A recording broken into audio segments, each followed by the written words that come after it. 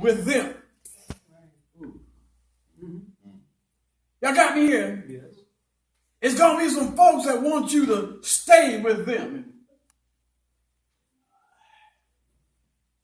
Teddy Pendergrass sung the song and said, I think I better let it go. Let it go.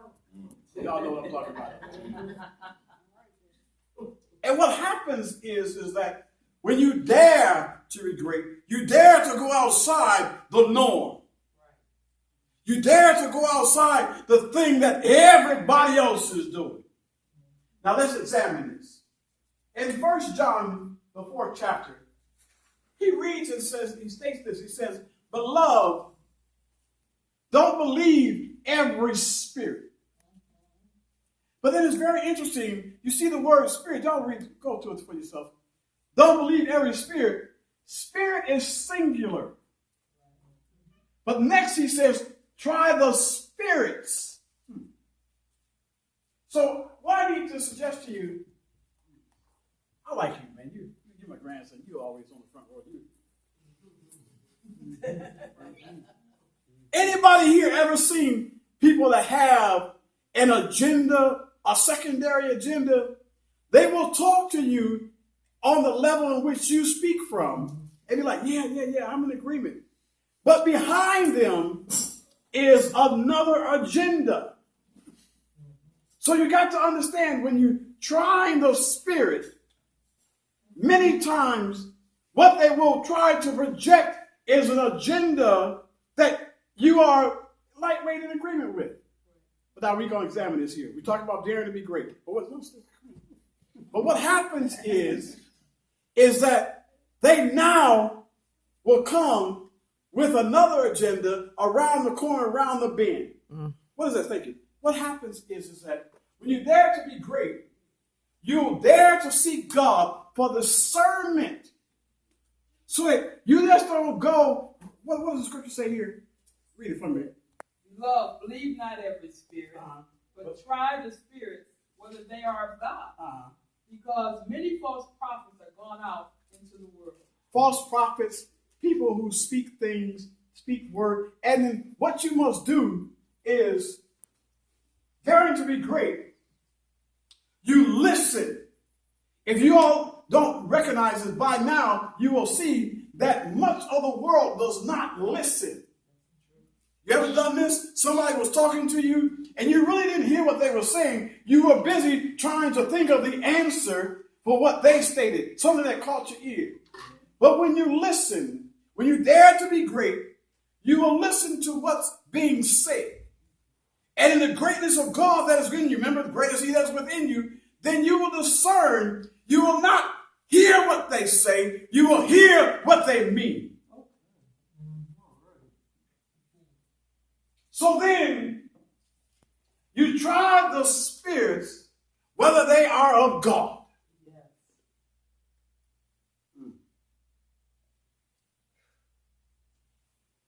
Let me go and cut here just real quick. Anybody know what happened to liars? The word of God says this, that a liar cannot tarry in God's sight. Dig this. What does the word tarry mean? It means to wait. You can't be in the presence of God. And if a spirit is a lying spirit, how do you know? Everybody in here has lied at least one time. Oh, excuse me, I forgot. Y'all been sanctified all y'all life. But every now and then, you got to know that that's not part of your nature. That's not part of your spirit. Anybody ever lied and turned around and told the truth on their lie? You repented and said, you know what? That wasn't how it really happened. I was lying.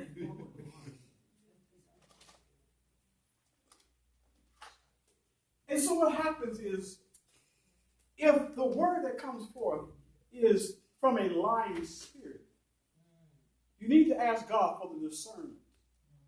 Because it's already in you, but ask God to bring it to the forefront. Because what day are you in? And in the last day, it is not about bombs being dropped and, all kind of terrible things is happening. Because your adversary is not concerned with killing you. He's concerned with destroying you. In the way that he destroys you is not just with flesh, but he desires to destroy the spirit within you. He wants to actually move and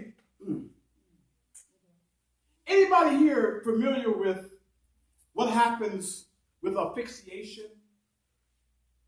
Asphyxiation, you do not suffocate. Suffocate means you're unable to breathe. Asphyxiation means that you're breathing, but you're breathing stuff that is going to kill you. You got me? So then what happens is, take your glass. If I wanted to suffocate him, I would do this. But to asphyxiate him, I will let him smoke some weed. Man, you want to try this? No. Or begin to put obnoxious things in you, but you steady breathing. And so what the opposite, then you try the spirit. It may smell good. I have a godchild who likes the smell of gasoline. Huh?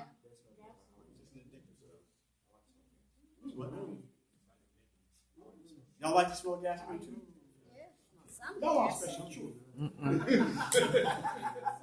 But what happens is that the asphyxiation still allows for you to breathe. The adversary don't mind you breathing, just as long as you breathe the wrong stuff.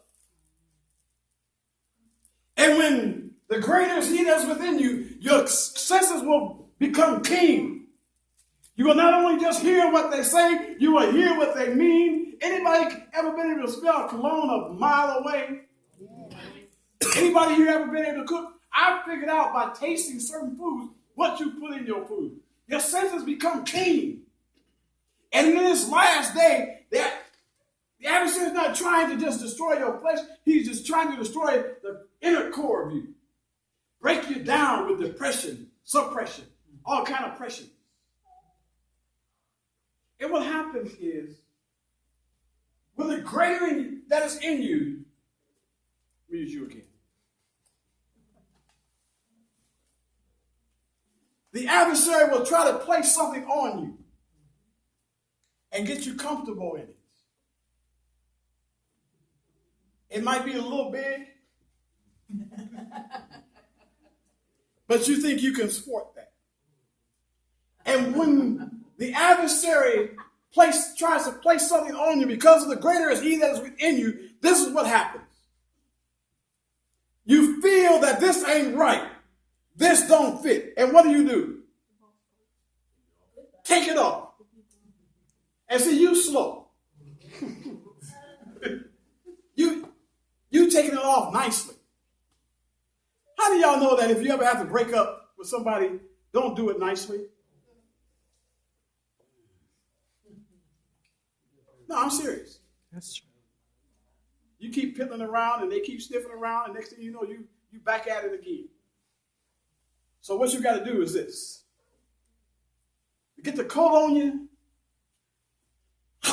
In the name of, you ever seen folks in church shake? In the name of Jesus. Get that coat up off of you.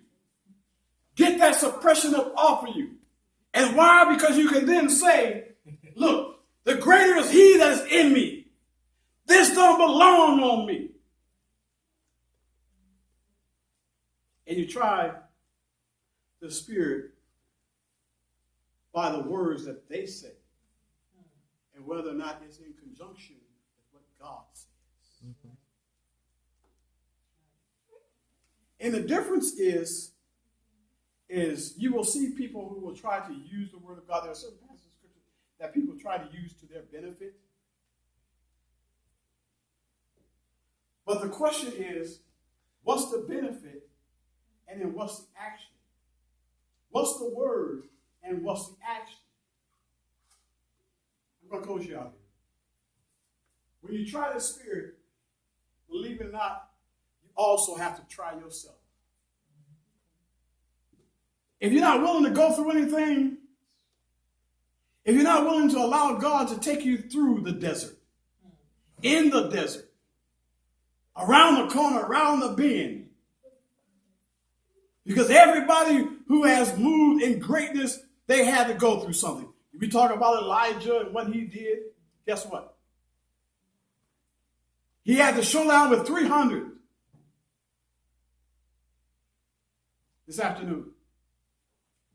The greater that's within you wants to have you to have the capacity. Because remember, we learned that we are fearfully and wonderfully made. Consequently, the wonderfully made that is within you, the greater that's in you, is designed for you to win.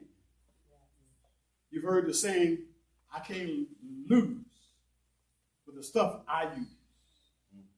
I like to suggest to you, you ain't got nothing. You can't lose with the stuff that God has given you. And let me say this to you. You can't gamble because you really don't have anything to lose. And when you walk with the Lord, you stop gambling. When you really honestly desire to walk with the Lord, you stop gambling. Because the biggest thing that the adversary will do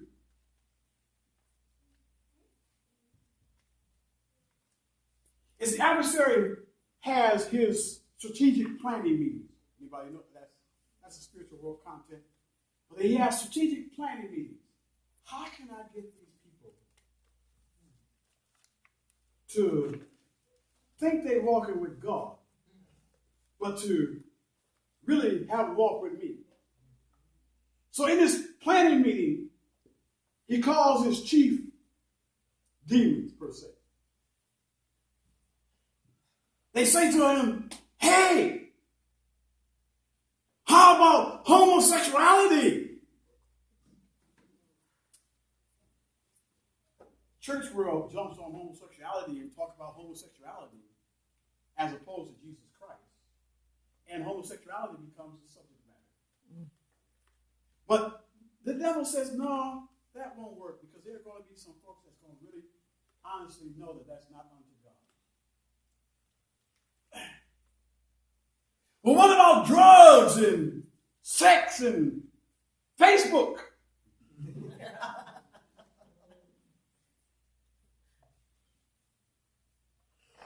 Said, another one of the chiefs, the devil says, I don't know if that's going to work.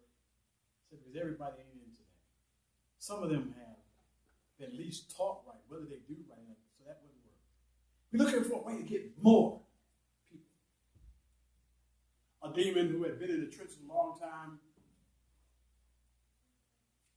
One of them, the one was principalities in high places. He said, here, Brother Satan, this is what we need to make them do. We made to make them think that they got more time. The devil was like, yeah, that's it. Make them think they got more time. They've been hearing that the Lord is coming for a long time, so much so that they didn't make like I am. Make them think that they got more time. And if you're still thinking that you got more time and are not taking the time that you do have, we say the last day, but you already know that it is the last hour.